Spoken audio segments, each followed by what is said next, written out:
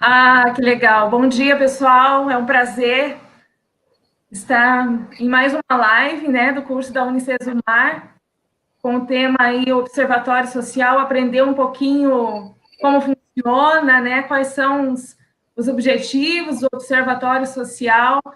E eu quero primeiramente cumprimentar quem está aqui comigo, que é a acadêmica Ana Cláudia. Ana Cláudia, bom dia. Bom dia a todos, bom dia ao nosso convidado, bom dia, Suelen, bom dia, Dani. Vamos fazer um debate justo, trazer para todos os discentes de serviço social esclarecimentos e apontamentos sobre o Observatório Social. Bom dia. Legal. Bom dia, Sueli. Cumprimenta aí os nossos convidados, o pessoal que está assistindo aí. Bom dia a todos. Bom dia, Ney, nosso convidado especial. Que realmente nessa manhã nós possamos aprender um pouco mais, né, e crescer nessa área tão preciosa, né, para nossa população e para os cidadãos brasileiros, né? Vamos lá. Aí, eu vou, antes de falar um pouquinho, apresentar aqui o Ney, embora muitos já o conhece já o trabalho dele, essa atitude de servir ao nosso país, né, de maneira de fazer a diferença, né, nesse meio, vamos dizer, tão corrupto, né, que nós estamos e não podemos realmente nos conformar, né? Foi aquele tempo, o país é assim mesmo, o Brasil é assim, não. Vamos fazer a diferença, e é isso que o Ney se propôs a dedicar, né, a sua vida com esse objetivo. E o nosso convidado aqui, ele é natural de Maringá, né? Ele também fez carreira no Banco do Brasil, empresário industrial, fundador do Grupo Cidade e Clima, que é uma empresa familiar, e atua nas áreas e cadeias de suprimentos automotivos e gráfica no Paraná. Empreendedor social, atua como voluntário no Observatório Social do Brasil e é um dos disseminadores da metodologia do Sistema do Observatório Social do Brasil. Realiza palestras e treinamentos sobre controle social, com expertise em coordenação de projetos e planejamentos estratégicos. Representa o Observatório Social do Brasil no Conselho Consultivo da Câmara Federal e é um gestor nacional da Força Tarefa Cidadã, que também será um assunto tratado aqui nessa manhã. Conhecer um pouquinho da Força Tarefa, Ney. Bom dia, Ney, é um prazer receber o senhor aqui conosco, e com certeza será muito produtiva essa manhã, né? Bom dia a todos, eu quero dizer da minha alegria, da minha honra de poder compartilhar esse momento tão especial para todos nós, né? Mas especialmente para vocês que estão cursando uma das áreas mais importantes para a nossa sociedade no momento que nós estamos vivendo. O mundo está precisando cada vez mais de profissionais na área de serviço social, né? Para não confundirmos com assistencialismo, e principalmente porque a partir da ação do profissional de serviço social que nós temos condições reais de transformação e de melhoria das políticas públicas. Então, eu me sinto muito honrado e agradeço pelo convite, especialmente a Unicesumar, que é a nossa parceira, que foi a primeira universidade a implantar uma disciplina de ética e cidadania. Então, nós somos parceiros de longa data e eu espero, sinceramente, que as pessoas aproveitem e que nós possamos transmitir essa mensagem. Esse é o meu propósito nessa live, de transmitir uma mensagem positiva dentro daquilo que efetivamente é possível ser realizado e, mais do que tudo, com resultados práticos. Vamos lá. Legal. Vamos começar aqui com as perguntas, então, Ney, para podermos, né, debater um pouco e entender como funciona o Observatório Social, né, como que ele é montado e a questão do voluntário, né, como entrar no Observatório Social. Se tem uma qualificação, se precisa ter, quem que pode participar também do Observatório Social? Muito legal. Então, vamos tentar resumir para as pessoas que estão nos assistindo e que irão nos assistir com certeza. O Observatório Social é uma associação como outra organização qualquer. Ele é integrado por pessoas de todos os segmentos da sociedade, de todos os níveis sociais e de todas as doutrinas, se a gente puder falar assim. Então, numa cidade, para se organizar um observatório social, as pessoas se integram, se organizam, formam uma comissão, e essa comissão recebe as capacitações, as orientações para poder iniciar as atividades. Na prática, para participar de um observatório social, nós temos 10 princípios. Eu não vou falar de todos eles, fiquem tranquilos aqui, tá? Mas para que vocês tenham ideia, a primeira condição para um observatório social, para uma pessoa participar de um observatório social, é que essas pessoas não podem ter vinculação político-partidária, nem mesmo militância política, porque tem gente que diz assim, mas eu não sou filiado.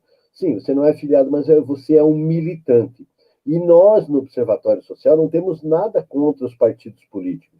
Muito pelo contrário, nós entendemos que cada vez mais é importante que pessoas da sociedade vão para os partidos políticos, porque esse é o nosso sistema. Ocorre que, para as atividades do Observatório Social, nós não podemos ter ideologias, nem de um segmento, nem de outro. Por isso a gente diz, nós não queremos saber a cor do partido de quem está no poder.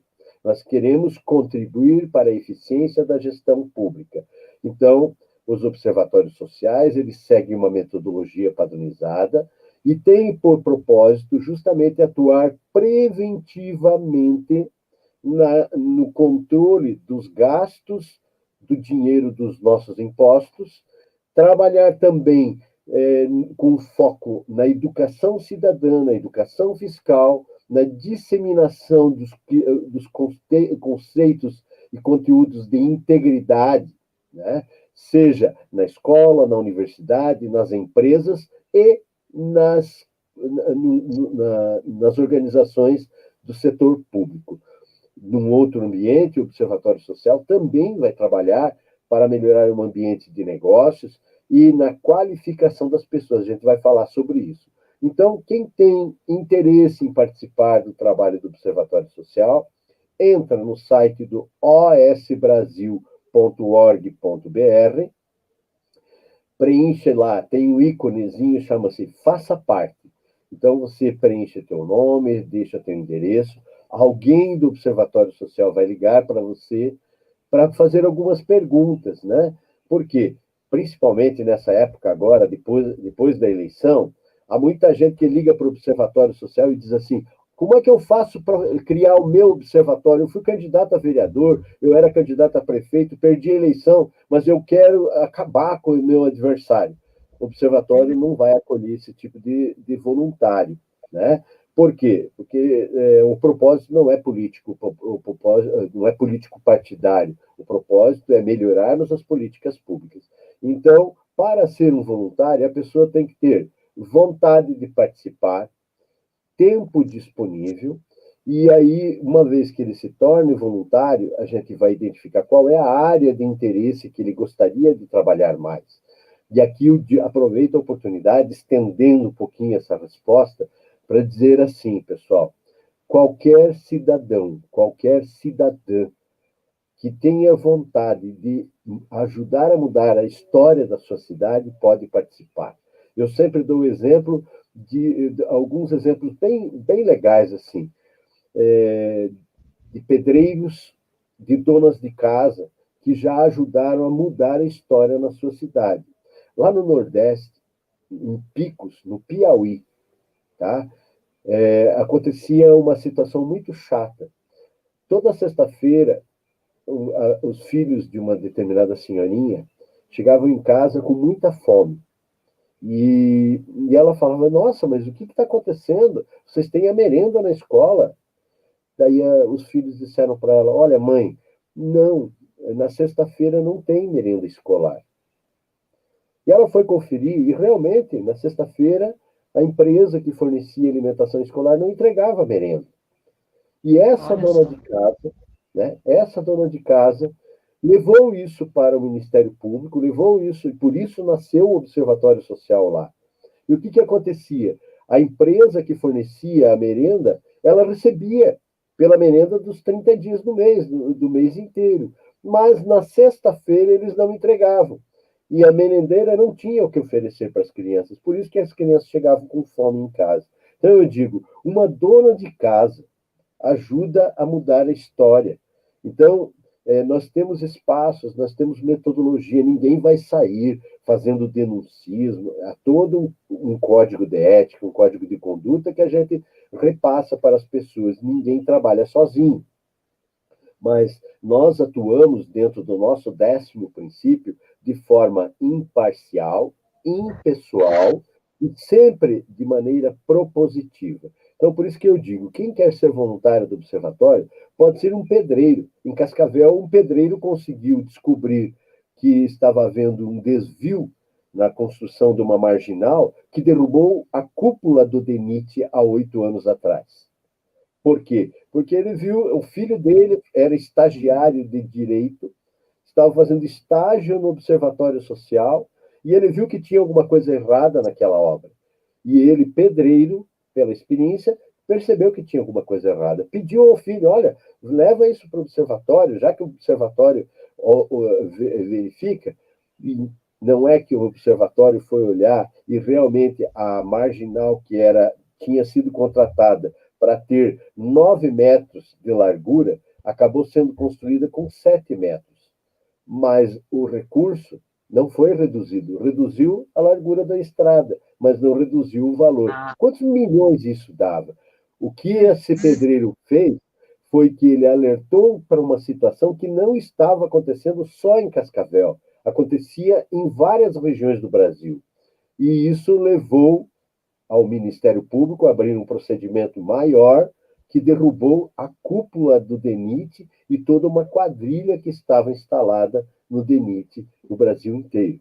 Então, só citando esse tipo, né, de situação. Então, vocês me perguntam, qual é a qualificação que é necessária, qual é a capacitação? As capacitações do observatório elas são muito simples, né? Elas são feitas por EAD, a pessoa assiste na hora que ela pode, né, para ela conhecer algumas coisas e não precisa ter qualificação. Por quê? Uma vez que a pessoa se voluntaria, nós vamos saber qual é o tempo que ele tem disponível e qual é a área que ele gosta de trabalhar. Nós temos pessoas, temos jovens que trabalham com teatro de fantoche, levando conteúdo para a criancinha lá na escola, na infância, o que é ser cidadão.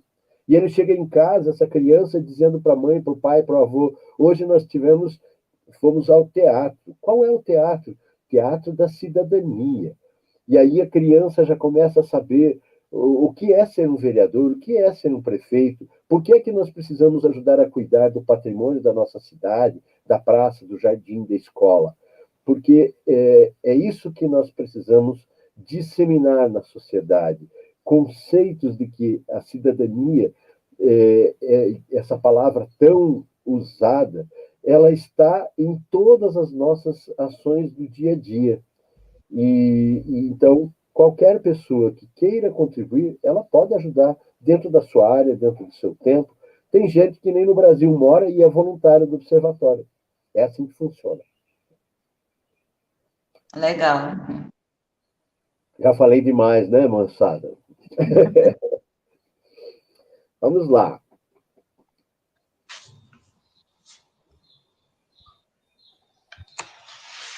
Perguntas. Eu quero só fazer um comentário, né? Eu li numa das pesquisas, o senhor falou sobre a cidadania, né? que nós estamos aí estamos no momento de eleições, né? Segundo turno, alguns municípios domingo passado, né? E exercer a cidadania não é simplesmente um voto. Essas ações, né? A atitude nos exemplos que o senhor citou é exercer a cidadania. Exatamente.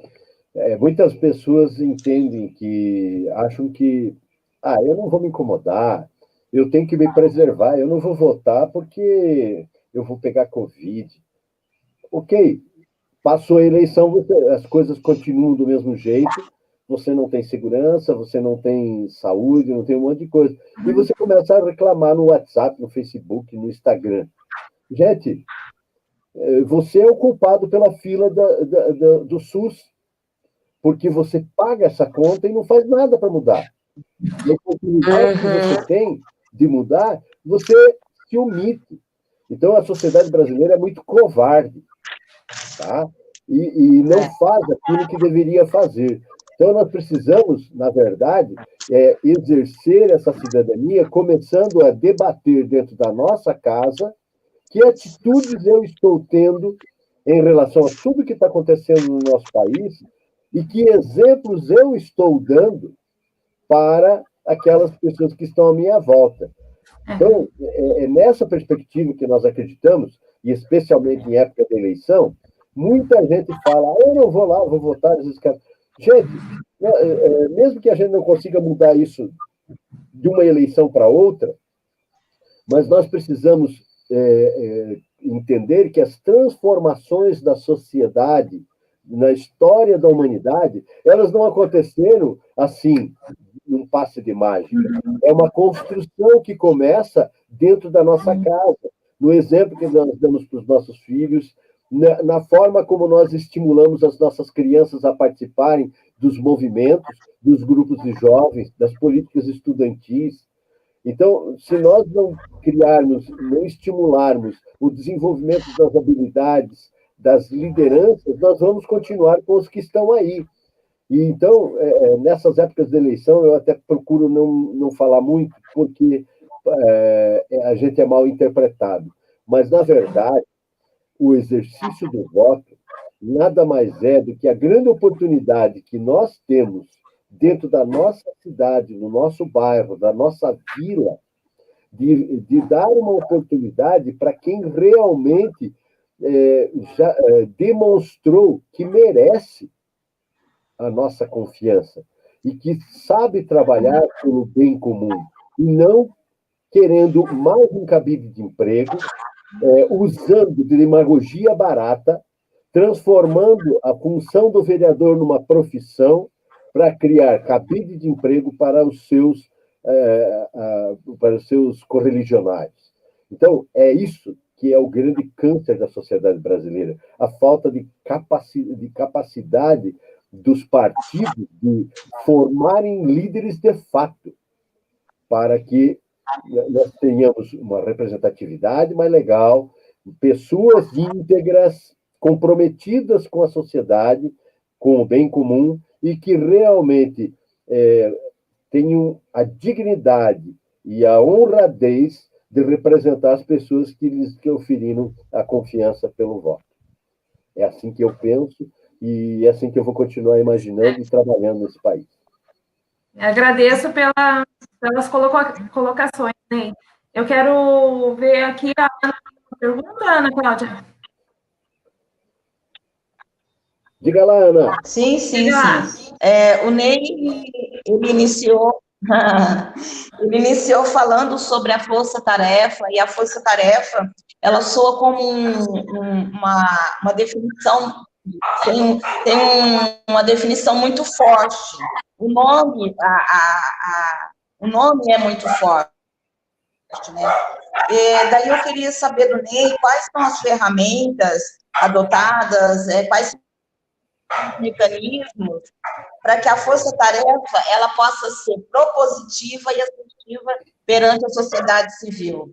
Quais são os mecanismos que a força-tarefa desenvolve para poder digo que talvez ser 100% assistida. Provavelmente seja esse o propósito. Mas para dar uma resposta imediata para o cidadão, o cidadão contribuinte, de uma maneira geral. Ana, muito obrigado. Essa pergunta ela é bem complexa, mas a gente precisa tentar responder de uma forma mais simples possível. Então, assim, de onde surgiu a Força Tarefa? A Força Tarefa Cidadã, que é esse o nome dado, ela surgiu da seguinte situação.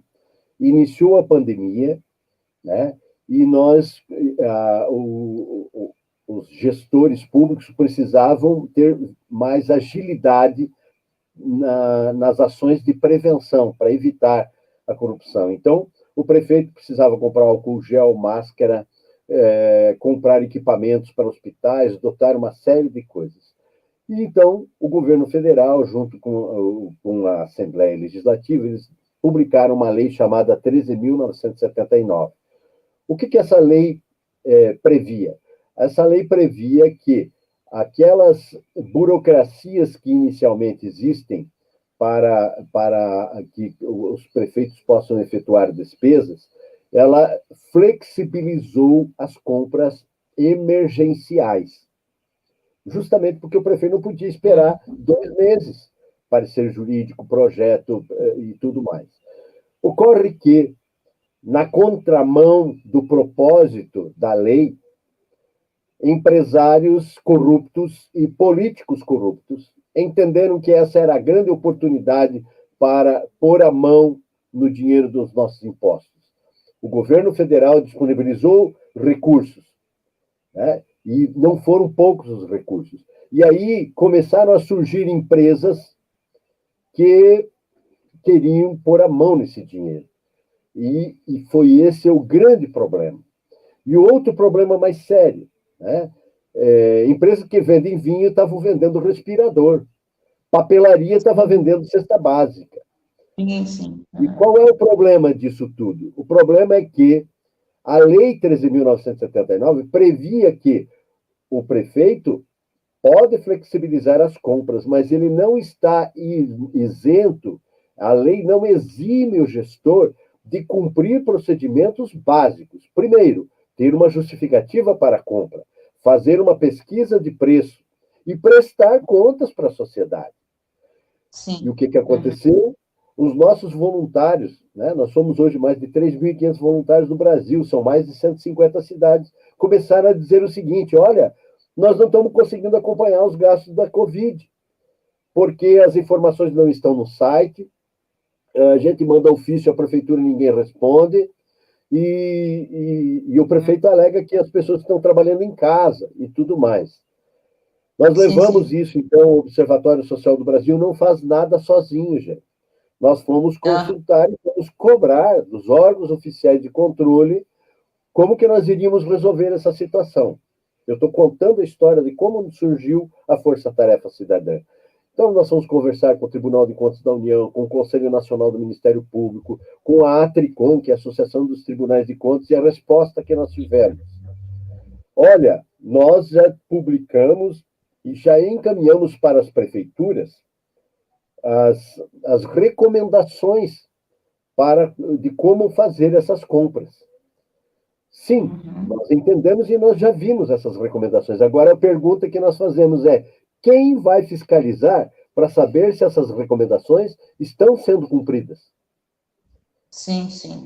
Exato. Aí nós chegamos à conclusão que nós precisávamos atuar em estados. E tem uma coisa muito importante que poucas pessoas conhecem. Desde 2007, existe uma carta de intenções para que, em cada estado, os órgãos oficiais de controle atuem de forma integrada. Porque até 2007, até bem pouco tempo atrás ainda, cada órgão fazia o seu trabalho e um não conversava com o outro. E, de repente, a Polícia Federal estava fazendo um trabalho, o Tribunal de Contas estava fazendo outro, o Ministério Público estava fazendo o mesmo trabalho, na mesma cidade, sobre a mesma situação, e um não conversava com o outro. Então, se criaram nos estados as redes de controle da gestão pública. E eu digo com muito orgulho, as redes de controle elas têm funcionado, especialmente aqui no Sul, né? Santa Catarina, eles têm um trabalho maravilhoso, né? E eu digo mais, em todos os órgãos oficiais de controle tem muita gente séria. Nós não podemos, a maior parte das pessoas que atuam no serviço público são pessoas sérias, né? E as falhas não acontecem necessariamente por má fé, muitas vezes por falta de qualificação. E é isso que eu vou falar já na sequência. Então, o que acontece? Em todos os estados, houve essa disseminação das recomendações para as prefeituras, mas ninguém estava fiscalizando. Então, o que surgiu? Uma ideia dentro do propósito do observatório de ser propositivo, nós criamos a Força Tarefa Cidadã. Ela é composta de 4 fases. Na primeira e na segunda fase, nós, cidadãos, na nossa cidade, cumprimos algumas agendas. A primeira agenda, a primeira ação é verificar se a prefeitura está cumprindo o que determina a lei. E o que determina a lei? Que todos os documentos de todas as despesas têm que estar disponíveis no portal de transparência. Sim, sim. Então, essa é a primeira ação. Além dessa ação, nós vamos, com os documentos, nós vamos analisar, vamos aplicar uma metodologia, verificar se estão sendo cumpridos os requisitos e vamos verificar possíveis irregularidades, possíveis erros. E é isso que a gente faz. Na segunda fase, então, quando a gente encontra essas divergências, nós destacamos, comprovamos as irregularidades e entregamos na mão dos órgãos oficiais de controle. E isso tudo feito de uma forma organizada, otimizada, que agiliza o processo. E é isso que está sendo sensacional. Eu digo, gente, sem nenhum tipo de medo, com toda a ousadia possível. A Covid é um marco na história do controle social brasileiro. Haverá o controle social antes da Covid e o controle social depois da Covid. Por quê? Sim. Ficou evidenciado a fragilidade das compras públicas e a fragilidade da transparência. Os nossos controladores, os nossos ouvidores, no Brasil inteiro, vão ter muito trabalho para mudar a história. Porque eu vou falar mais na frente, com certeza vou ter oportunidade disso, mas a Força Tarefa Cidadã, então, ela veio com esse conceito de nós termos acesso a tudo que é público. Se os documentos são públicos, por que não mostrá-los? Se colocar uma informação no portal dá trabalho, é o mesmo trabalho colocar a cópia dos documentos. E é isso que a Força Tarefa faz. Verificar se cada documento, desde o requerimento de compra, né, as propostas, os orçamentos, os contratos, os pareceres, o relatório do fiscal de contrato, porque o prefeito nomeia uma pessoa para acompanhar a compra, a entrega do produto. Né? E essa entrega tem que ter um relatório. Alguém tem que dizer, eu conferi que foram entregues esses produtos dentro da especificação que estava estabelecida. Né? E, por último, nós queremos saber até o depósito foi feito na conta de quem? Onde é que está a cópia do cheque? Onde é que está a ordem de pagamento? É um direito do cidadão conferir isso, sem precisar solicitar documentos. Isso a lei já estabelece.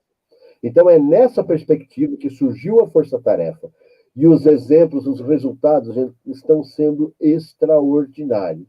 De um lado, preocupantes porque demonstram a fragilidade e como nós ainda estamos longe do mínimo aceitável. Mas, por outro lado, demonstra e nos permite observar claramente quem são os gestores que realmente querem fazer a coisa certa e separando o joio do trigo, quem são as empresas que estão aproveitando desse momento para desviar recursos públicos. Então, vai ser uma transformação. E eu aproveito para dizer assim, ó, nós temos muito para falar, nós teríamos um dia inteiro para conversar sobre isso, mas como o nosso tempo aqui de live ele é limitado, então me perdoem aí, mas eu não podia perder essa oportunidade. Muito obrigado, Ana. Você foi muito feliz nessa pergunta. Só fazendo um complemento, você falando sobre essa questão de estar acompanhado, né, toda a transparência, toda a documentação, existe algum órgão público que tem uma certa relutância em estar sendo participativo e apoiando todas as ações em relação a essa transparência que precisa ser apresentada para a sociedade? Você já teve alguma experiência ruim nesse sentido? Não. Te digo assim, sem nenhum constrangimento, a resposta é não. Por quê? Como eu disse, em todos os setores, especialmente nos órgãos de controle, nós temos, sim, órgãos de controle que são paternalistas, que têm muito mais uma função política do que efetivamente cumprir o controle. Tá? Mas os profissionais, os técnicos, tá? que estão à frente dos trabalhos, eles estão comprometidos e eles entendem que é essa ação integrada do cidadão com eles que vai fazer a diferença. Então, nós, como em qualquer setor da sociedade, nós temos pessoas que estão comprometidas com a integridade, com a transparência, né, com os resultados da política pública. Não precisamos ir longe, basta olharmos para os nossos supremos tribunais. Tá? Mas eu acredito e dou um testemunho vivo de que nos órgãos de controle nós temos encontrado eco e tudo que nós temos apontado, nós temos tido resultados. Por quê? Porque os tribunais não têm, esses órgãos, eles não têm gente suficiente para estar em todos os municípios, em todas as cidades. E a Força Tarefa Cidadã faz exatamente isso. O cidadão que vive na cidade é que sabe o que está acontecendo, está vendo o que está acontecendo. Então, o cidadão, de uma forma organizada pela Força Tarefa, encaminha numa folha de papel só, não é nem de papel, né? Num formulário único, a gente chama esse de relatório objetivo, onde se diz o que foi gasto, qual é a evidência, qual é a origem do recurso e quais são as divergências que estão sendo apontadas, né? E com esse documento virtual, né, nós anexamos os arquivos e entregamos na mão desses órgãos. Cai na mão de um auditor e o auditor automaticamente já sabe e notifica a prefeitura. Então, eu falo, nós temos inúmeros exemplos. E se vocês me permitem, eu vou dar 2 aqui, tá? Porque eu acho que nada melhor do que exemplo prático, tá? Vou dar um exemplo do Paraná e um exemplo de Santa Catarina. No Paraná, a cidade de Cascavel, tá? Numa terça-feira, 5h30 da tarde, a prefeitura publicou um edital no valor de R$4.320.000. Objeto: aquisição de testes rápidos do Covid. Ok? 4.300.000. No dia seguinte, quarta-feira pela manhã, os técnicos do observatório olharam o Diário Oficial, verificaram no portal que havia esse edital, mas chamou a atenção porque a unidade que já havia sido comprado por um valor inferior, nessa licitação estava por R$290. Imediatamente, eles pegaram esses dados, confrontaram com o que eles já tinham, fizeram um relatório objetivo, isso na manhã da quarta-feira, tá? Notificaram a Força Tarefa, nós notificamos o órgão de controle, que era Recurso Federal, que no caso é o TCU. O TCU, lá em Brasília, já acionou um robô chamado Alice, que é análise de licitações, contratos e editais. Esse robô, ele analisa 32 algoritmos e, além do sobrepreço que estava evidenciado, identificou outras divergências. E, imediatamente, o auditor lá de Brasília notificou a prefeitura e, em 4 dias, essa licitação estava cancelada. Ah, fantástico. 4 milhões de reais economizados, evitados de desperdício por conta de uma ação imediata. Uma outra ação aqui que eu gostaria de dizer aqui, de uma cidade chamada Jaguaruna, aí em Santa Catarina, uma cidadezinha pequena. A prefeitura comprou 90 mil reais em computadores, certo? 90 mil reais em computadores. O observatório achou esse valor justo, porque a prefeitura realmente precisava comprar computadores. E no dia da entrega, o observatório social foi lá para conferir. O que os voluntários do observatório social detectaram? Que a empresa licitante não estava entregando nenhum computador dentro das especificações que estavam determinadas. Ou seja, estava entregando gato por lebre. Tá? Então, esse é o resultado da força-tarefa. É assim que funciona. Ninguém precisa ficar fazendo denuncismo, sensacionalismo. Apenas uma ação integrada, organizada, que permite a fazer. Nessa mesma cidade, a prefeitura publicou um edital, inicialmente, para pavimentação asfáltica, de quase 12 milhões de reais. O Observatório Social viu que tinha alguma coisa errada, notificou a prefeitura.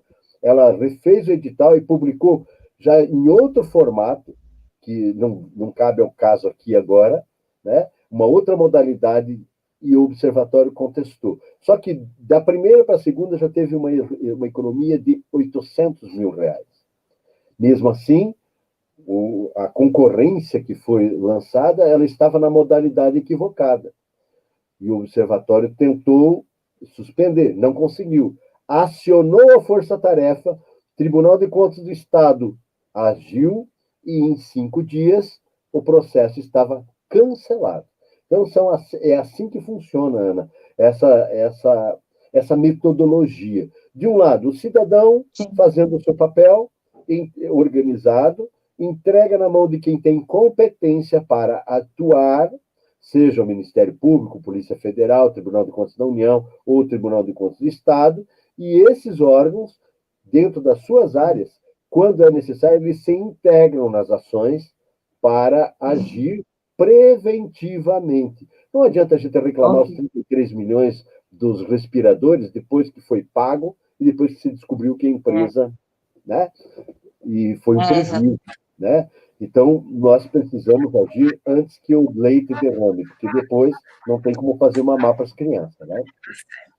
Tá certo. Perfeito, obrigado pelo esclarecimento. Realmente um assunto importantíssimo e como surgiu a força-tarefa de forma urgente, né, nesse momento de pandemia. Até porque, quando víamos as notícias, né, e agora? Sem licitação, e agora, né? Eu me perguntava, né? Mas o Observatório Social já teve uma ação de emergência também contra a corrupção, muito interessante. Eu queria só colocar também, Ney, o senhor falou muito sobre a importância da transparência, né?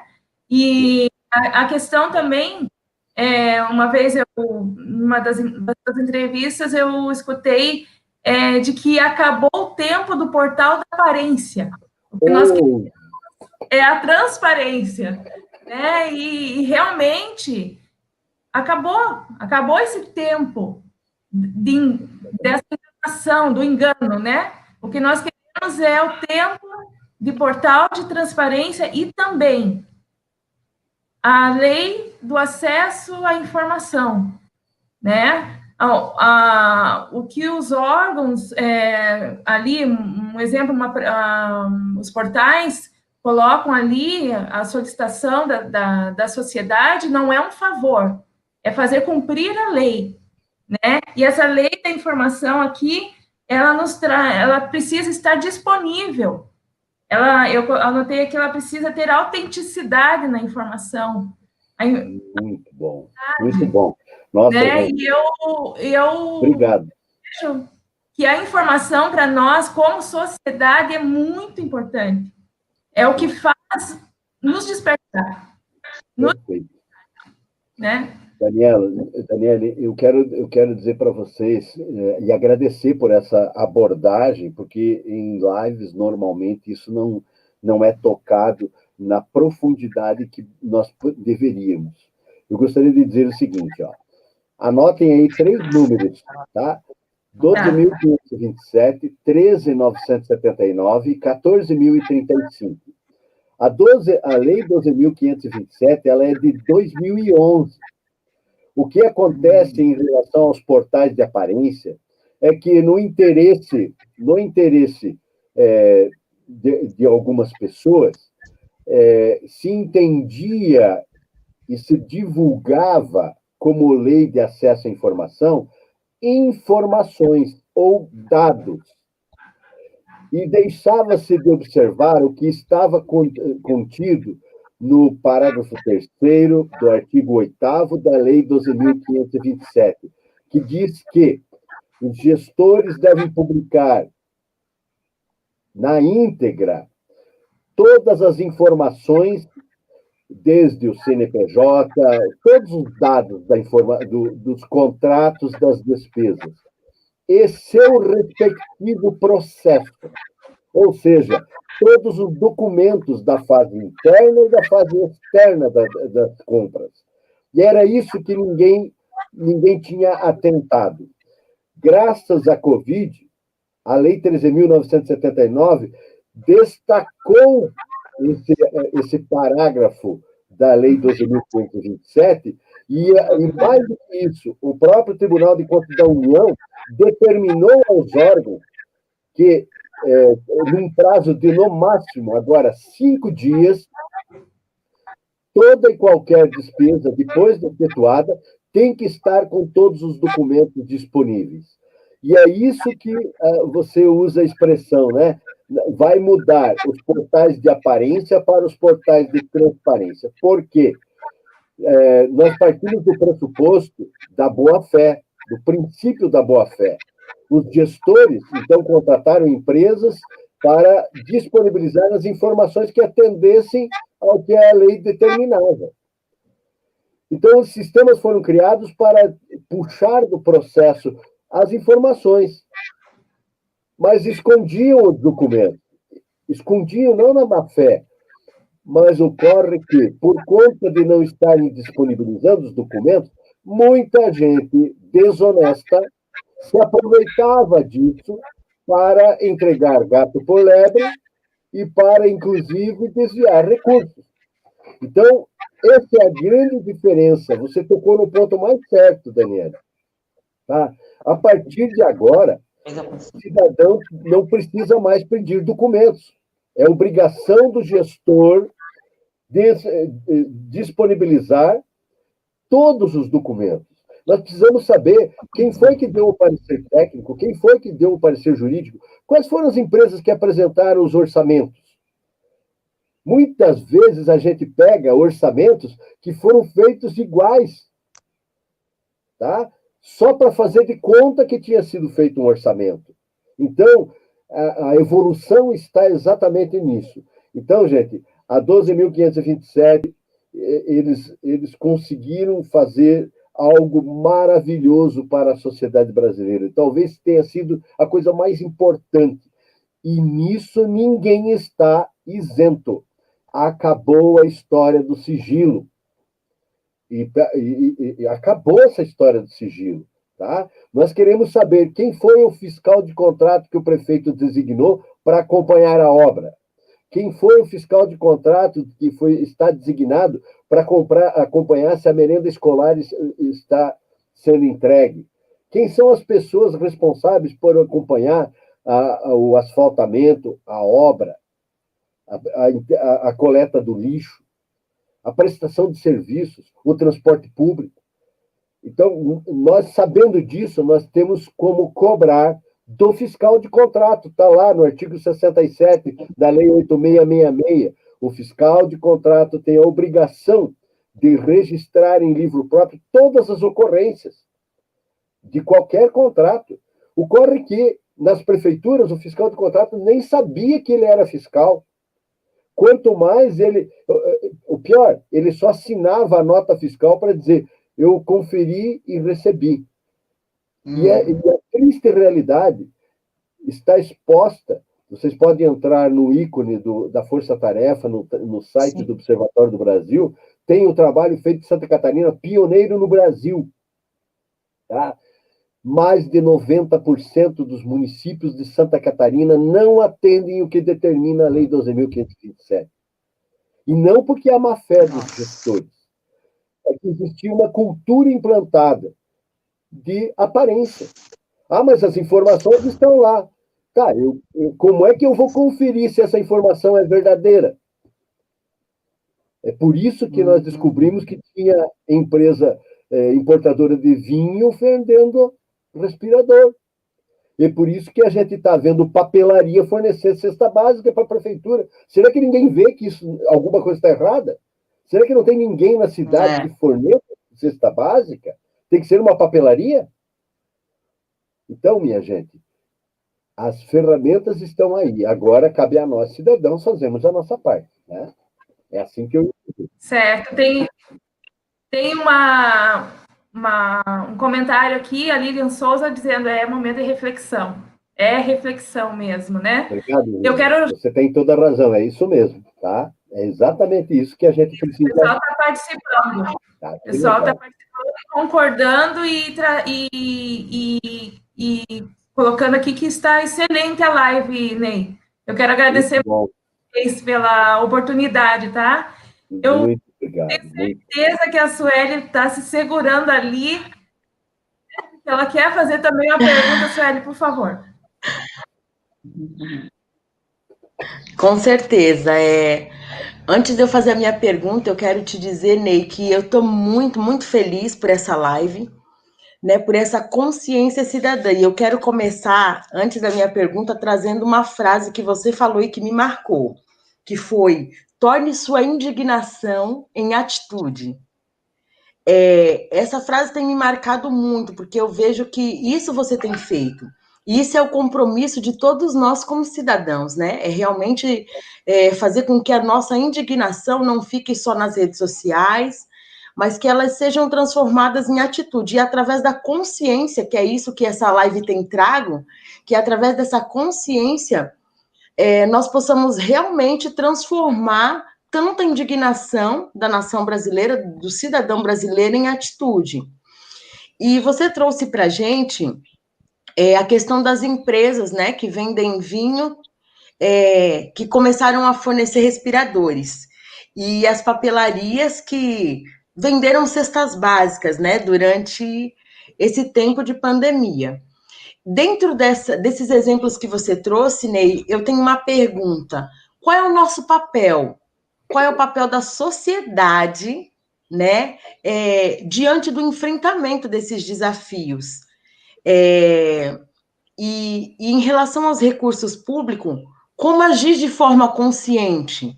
Né? Eu acho que isso é muito importante a gente saber. Bom, então por favor. Sueli, eu primeiro agradeço as suas palavras e digo sempre assim, humildemente, eu sou apenas um instrumento aqui, tá? E quero que, não quero ser exemplo para ninguém, mas eu digo assim, eu faço a minha parte, e é disso que eu quero falar mais tarde. Então, onde é que entra o cidadão? Onde é que entra cada um de nós? Cada um de nós tem algo, tem olhos, ouvidos. Só precisamos nos atentar que somos nós que estamos pagando essa conta. E que acabou o tempo de a gente ficar mendigando, pedindo informações.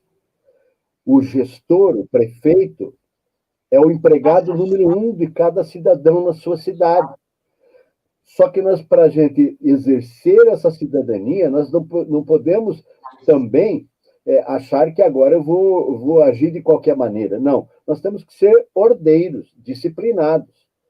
Né? Então, existem ferramentas, existe mais uma lei, 13.460, que obriga todos os órgãos públicos, em qualquer setor, a ter uma carta de serviços em cada setor, para dizer ao cidadão de forma clara quais são os serviços prestados naquele departamento e de que forma eu tenho acesso a esses serviços.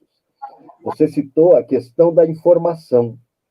Então, hoje, por exemplo, os gastos da Covid têm que estar numa aba separada, compra por compra, com todas as informações lá. Para o cidadão comum, talvez não seja muito fácil, não está habituado, né? Até porque existem algumas palavras, alguns termos que não são corriqueiros. Mas, se eu tenho interesse, eu posso conversar com uma pessoa que conhece um pouco mais e juntos nós vamos lá. E caso eu não consiga, a informação não esteja disponível, nós temos alguns canais.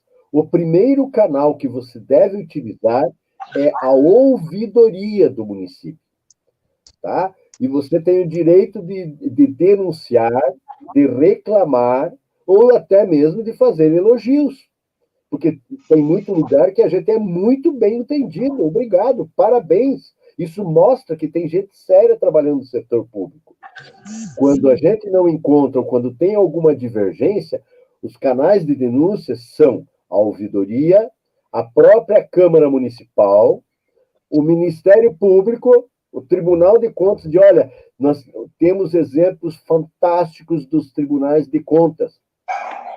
Pessoas, cidadãos comuns que estão despertando nas cidades, ajudando a economia a evitar desperdício de milhões de reais. Eu poderia ficar aqui a manhã inteira citando exemplos clássicos. Um cidadão evitou o desvio de mais de 9 milhões de reais, sozinho. Bastou o quê? Ele dizer o que estava acontecendo, onde estava acontecendo, dar as informações mínimas, né? E de uma forma organizada, sem sair indo para a mídia, fazendo sensacionalismo. Isso não é... Se isso resolvesse, nossa, a gente estava salvo. Isso está provado que não acontece, né? Então, o papel nosso é nos tornarmos protagonistas dessa história, gente. Nada vai acontecer esperando que o outro faça. Faça a tua parte, tá? Comece ajudando a cuidar do parquinho onde o seu filho brinca, onde você leva o teu filho. Seja um exemplo para ele. Ensine o seu filho que aquilo é público, que é nosso. E assim, os nossos jovens. Então, a gente tem inúmeras coisas que eu poderia falar aqui, mas eu não vou estender muito a minha resposta agora, para poder concluir na sequência e complementar essas falas. Porque o conteúdo, como eu disse, é novo, é um marco histórico na sociedade brasileira. O Brasil tem jeito, sim. Não faltam recursos. Pelo contrário, sobra recurso, minha gente. Tá? O que está faltando é transparência, gestão e controle. E eu falo o que é. Transparência é isso que nós estamos falando aqui. Gestão é ter as coisas organizadas, com métodos, com disciplina. Não faltam leis, não. Está tudo escrito já. Tem ferramentas para isso. E o controle, exatamente isso que a gente está falando aqui. Dentro da nossa casa, nós controlamos a luz, a água, a nossa despensa, para não faltar nada, né? Então, se o dinheiro é nosso, nós é que temos que cuidar. E se algum gestor está fazendo alguma coisa errada, nós temos que dizer a ele, olha, não é assim que nós queremos que você faça. É essa a diferença. Então, mas eu não vou me dispor, porque o prefeito é muito xerife, muito coronel, ele vai me perseguir. Você não precisa aparecer, você pode fazer uma denúncia anônima. As pessoas que trabalham no Observatório Social trabalham anônimo. Ninguém vai saber quem fez, quem é que fez a avaliação do portal da transparência da cidade tal. Né? Quem fez a avaliação é uma pessoa que está seguindo uma metodologia. E, naturalmente, o trabalho que essa pessoa fez vai ser conferido. Alguém vai olhar para ter a certeza que não houve equívoco. E se nós errarmos também, não há problema, nós vamos corrigir. Mas é assim que nós vamos transformar o nosso país. Tá? Então, Sueli, eu não sei se eu respondi como você queria ou como você tinha expectativa, mas eu acho que é é essa grande diferença que nós vamos construir no nosso país, a partir de agora. Porque o que passou, passou. Não adianta ficar falando mal do que passou. A questão é o que nós vamos fazer agora, né? Como nós vamos nos integrar, né? Como que nós vamos nos organizar? Ah, eu falo mal porque ninguém olha, mas você participou de alguma conferência do Conselho da Saúde, do Conselho da Educação, do Conselho da Segurança, assistência social? Então, não adianta. Ah, mas eu não tenho tempo para isso. Tá, mas a organização onde você participa não pode eleger alguém que tenha perfil para poder ir lá participar, para dar as contribuições, fazer as sugestões. Então, eu tenho trabalhado muito e quero aproveitar esse momento. Nunca no Brasil se teve uma deficiência tão grande como temos hoje de líderes. O Brasil está sofrendo um apagão de liderança. E essa liderança, esse apagão, é originário por uma causa. Nós condenamos toda uma geração de jovens. Nós colocamos uma mordaça nos nossos jovens, colocamos um aplicativo na mão deles e eles só olham para aquilo, eles não levantam a cabeça. Nós precisamos desenvolver esses conceitos, esses valores que nós trazemos do nosso sangue, dos nossos avós, dos exemplos que eles nos deram. Nós precisamos oportunizar aos nossos filhos assumirem esse papel de protagonista desde pequenininho, ajudar a cuidar da sua escola, ajudar a plantar uma árvore, cuidar do jardim, da praça, do parquinho. Nós precisamos colocar na mão desses jovens o poder para que, pela ousadia, pela capacidade, eles façam a diferença.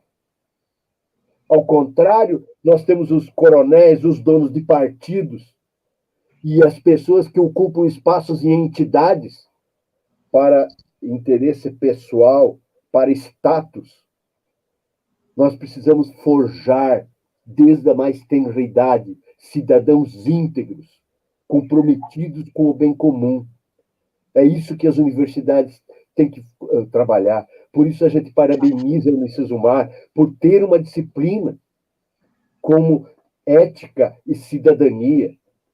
Porque se nós não tivermos consciência de que somos nós os protagonistas da história, nós não vamos mudar.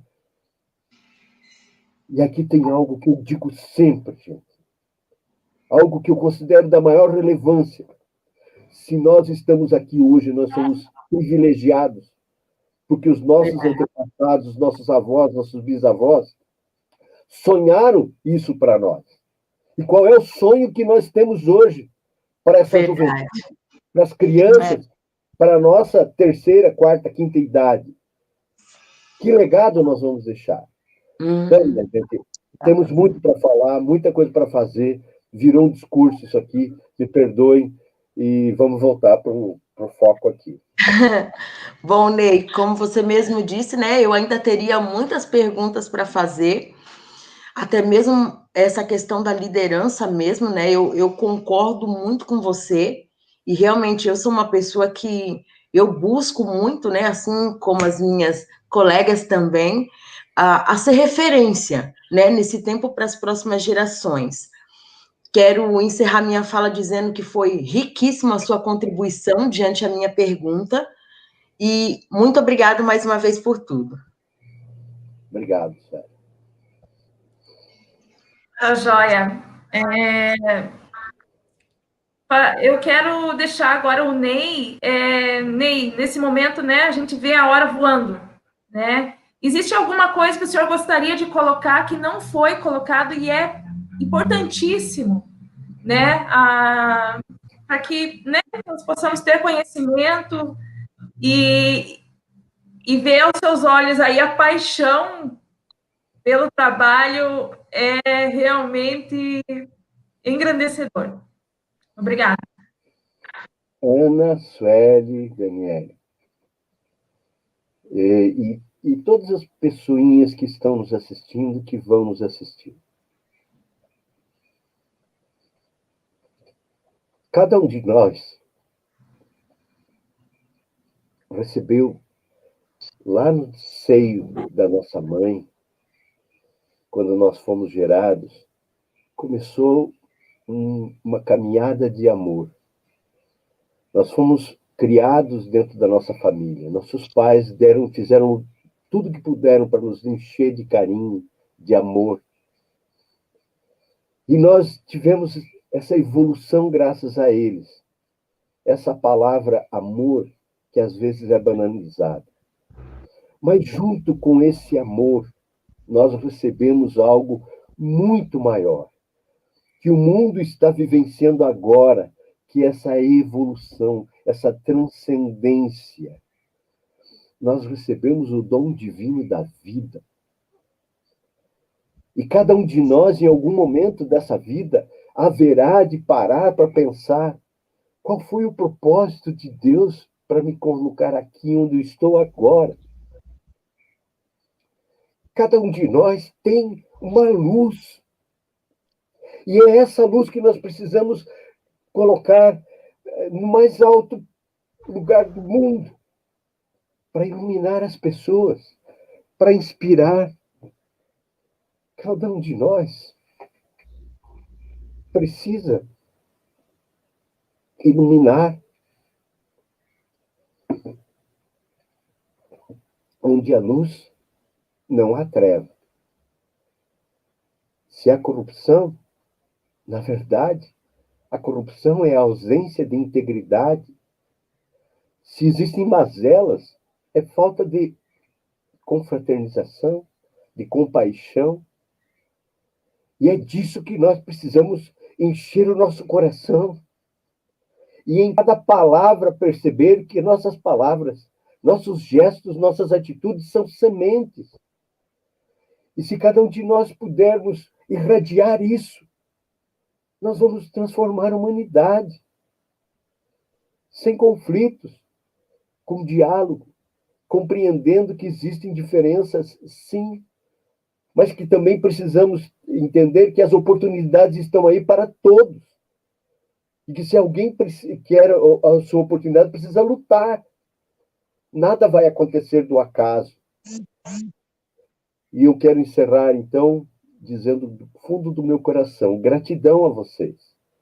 E deixando como uma reflexão que eu digo sempre. Existe um livro chamado O Oitavo Hábito, do Stephen Covey. Esse livro marcou para a minha vida. Ele escreveu os 7 hábitos das pessoas altamente eficazes. E como vocês são jovens acadêmicas, eu quero deixar essa reflexão. O Stephen Covey, no Oitavo Hábito, ele coloca exatamente assim, e eu vejo isso com o nosso país, com essa geração. Existe um momento da vida em que cada um de nós se encontra e se percebe como se estivesse numa encruzilhada. O Brasil está numa encruzilhada, onde nós temos que escolher se vamos escutar o caminho da grandeza ou vamos continuar no caminho da mediocridade. O Brasil é resultado da atitude de cada um de nós. Então, minha gente, nós precisamos ser protagonistas. Cada um do seu jeito, com as suas diferenças, com as suas capacidades, com as suas habilidades. Mas cabe a cada um de nós, dentro disso que nós chamamos de Pacto pelo Brasil, respondermos uma única pergunta: qual é a minha contribuição para transformar o país que eu vivo, a cidade onde eu moro, no melhor lugar do mundo? Eu falo sempre e repito, não vou cansar de dizer. Nós nascemos e vivemos no melhor país do mundo. Nós somos o melhor povo do mundo. Nós só precisamos transformar as nossas atitudes em uma vida melhor para todos. Então eu encerro aqui dizendo gratidão a vocês. Usem essa luz divina que receberam para fazer a diferença na vida de pelo menos uma pessoa. E desenvolva suas habilidades para que, no futuro, os nossos descendentes possam se orgulhar de saber que houve um tempo em que a página escura da nossa história acontecia. mas também houve um tempo em que cada um de nós levantou-se e, com as mãos limpas, teve a coragem de construir um novo mundo, um novo Brasil, um novo futuro para todos nós. Que Deus nos abençoe. Obrigado. Amém. Ney, eu quero agradecer imensamente e para quem está nos acompanhando, né? Me veio a afirmação, eu, Daniele, eu acredito no nosso país. Eu acredito. Você que está assistindo, você acredita? Você acredita? Qual é o teu propósito? Como o Ney comenta, né, nas palestras, qual é o teu propósito de vida? Né? Estamos aqui por simplesmente existir? Ou estamos com um propósito? Eu acredito que nós possamos fazer a diferença. A começar hoje, né? Começar agora. Assim como o Observatório Social vem com essas ações e viu a urgência de ter uma atitude no meio dessa pandemia, que nós possamos ter essa vontade de agir imediatamente. Eu quero agradecer essa live, essa oportunidade, Ney. Muito obrigada, porque realmente, além de aprender, nos emocionou. E realmente, a começar em mim, eu onde estou, eu quero ser luz. Eu quero ser luz. Obrigada pelas suas palavras, pelas suas considerações finais. E agradecer também a minhas colegas de trabalho, Ana Cláudia.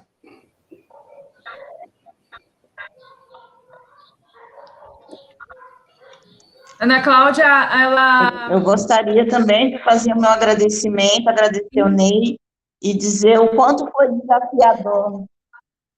O quanto foi desafiador para nós, ansiosa por esse momento, agradecer o Ney pela sua contribuição genial e dizer que a gente quer continuar seguindo ele e estar sempre entendendo as suas reflexões e participando de toda a colaboração que ele dá para a sociedade enfim, para todos nós.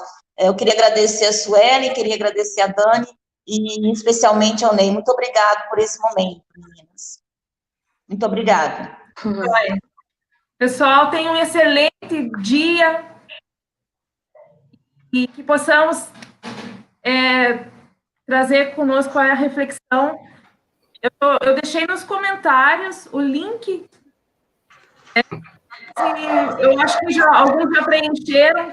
E nessa reflexão, se você puder preencher ali um formulário ali, será de muito valor para nós. Obrigada pela participação de todos, pelos comentários. Estou vendo aqui a Alexandra, a Cristina, a nossa professora, a Shirley, nossa supervisora, a Dani, quem mais? Cristina, já comentei, Elion, Lilian, Arlindo. Eu quero agradecer a participação de todos e fiquem todos em paz, todos com Deus. Obrigada. Um abraço. Obrigada, Ney. Abraço. Obrigada.